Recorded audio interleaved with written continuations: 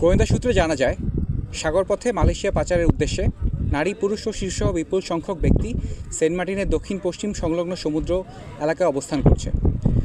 প্রাপ্ত তথ্যের ভিত্তিতে আজ 1 মার্চ 2026 তারিখ রবিবার মধ্যরাত 3টায় অপারেশন সমুদ্রপ্রহরায় নিয়োজিত কোস্টগার্ড জাহাজ কামরুজ্জামান কর্তৃক উক্ত সমুদ্র এলাকায় একটি বিশেষ অভিযান পরিচালনা করা হয়। অভিযান চলাকালীন আভিযানিক দল একটি সন্দেহভাজন বোটকে থামার সংকেত প্রদান করলে সংকেত অমান্য করে বোটটি পালিয়ে যাওয়ার চেষ্টা করে।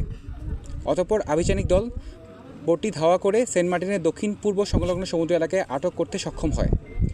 পরবর্তীতে আটককৃত বোটের তল্লাশি চালিয়ে মালয়েশিয়ার পাচারকালে নারী ও শিশুসহ 153 জন ভুক্তভোগীকে উদ্ধার এবং 15 জন মানব পাচারকারীকে আটক করা হয়।